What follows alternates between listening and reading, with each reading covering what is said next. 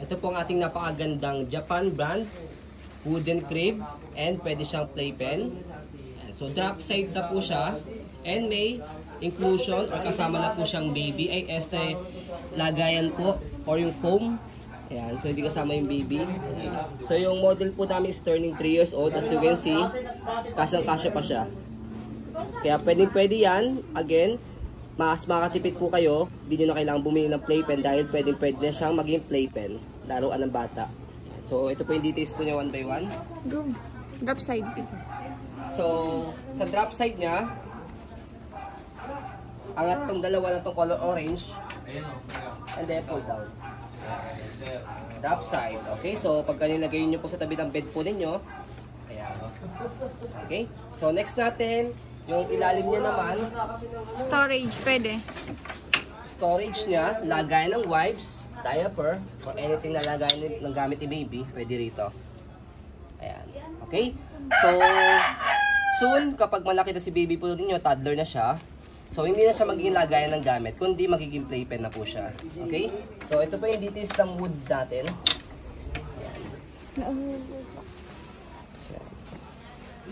So Japan po ito.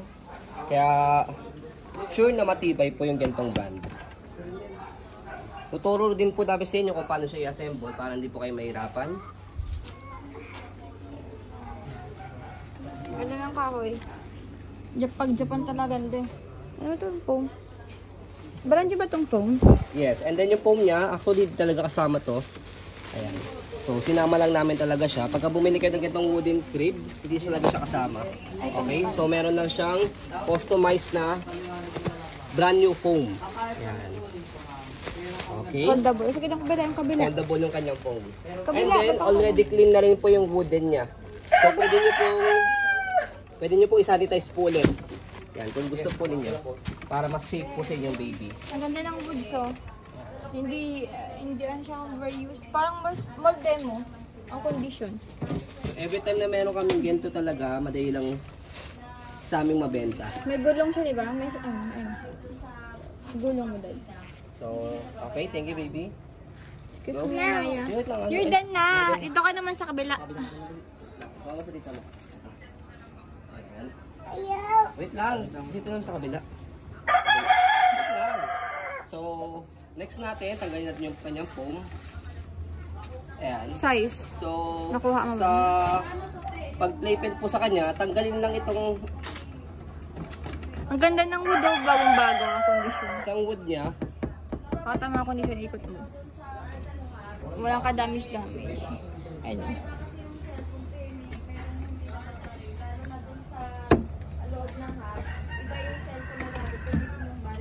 Ayan, okay. Malinis naman, makinis na makinis. And then, ganyan siya, setup niya kapag ka playpen. Pasok ka nga, anak. Pasok si Anaya. So, tatanggalin lang to.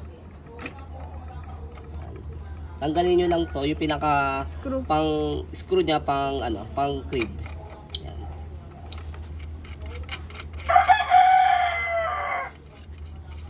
Adjustable din pala, oh. Pwedeng ibaba. Okay. Pwede dyan.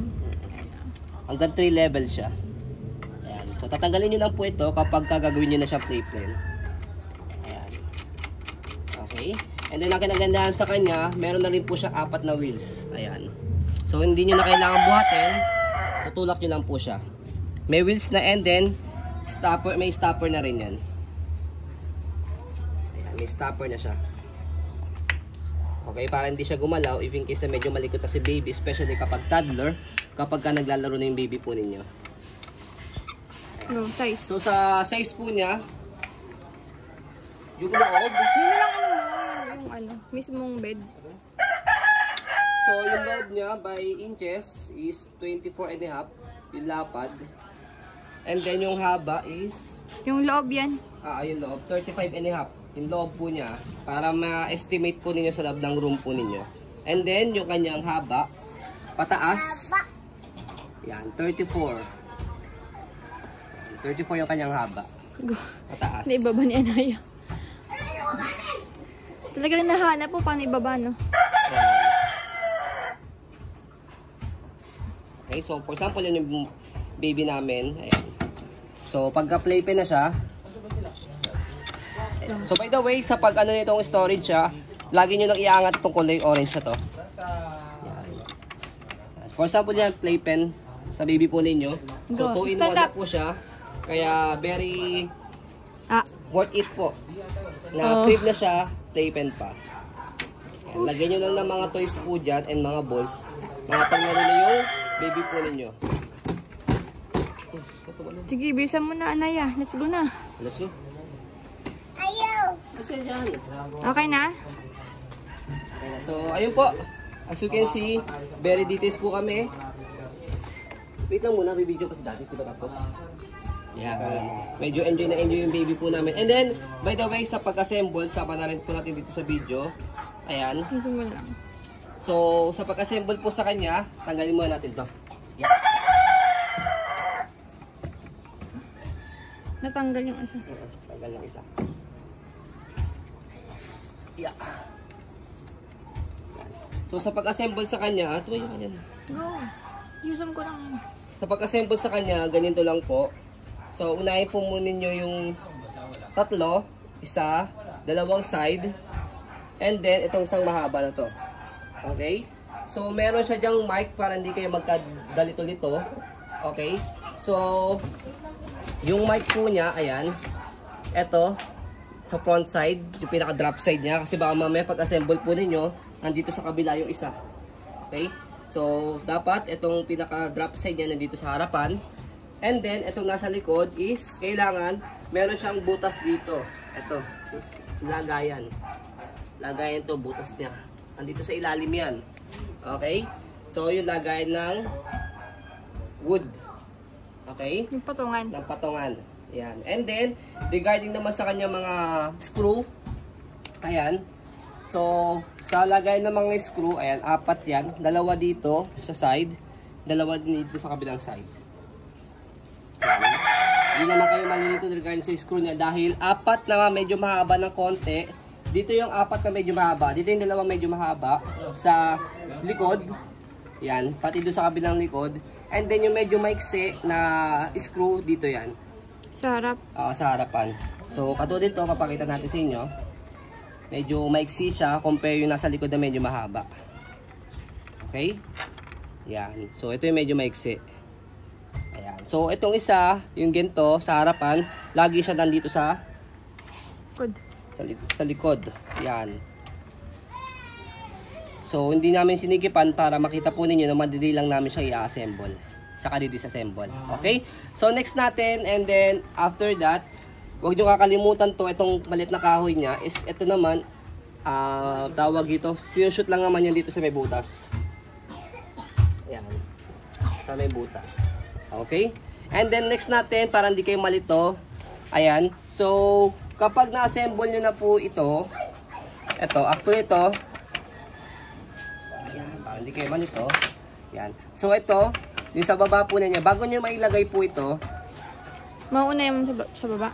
mauuna muna yung nasa baba. Pero, 2 lang muna ikakabit po ninyo. Yan. Kasi, hindi nyo po maikakabit po itong nasa drop side niya. Itong kahoy na to. Kapag nakalagay na po agad to, na nakapix. Kailangan, ayan. Pakita namin sa inyo. So, kailangan, ayan, maluwag muna to. Hindi mo na siya naka-assemble. Tapos, Susunod sasalpak nyo lang to muna dito sa side. Ayan. Salpak nyo muna yan. So, pag nasalpak nyo na yan, saka nyo ngayon ilock tong nasa loob niya. Ayan. Okay?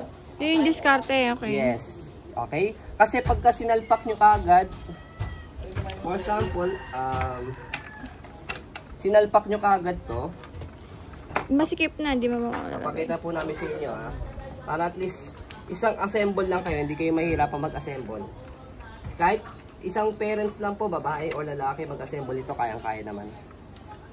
Basta meron lang talagang katulad ng ganitong video na may guide, hindi kayo mahihirapan.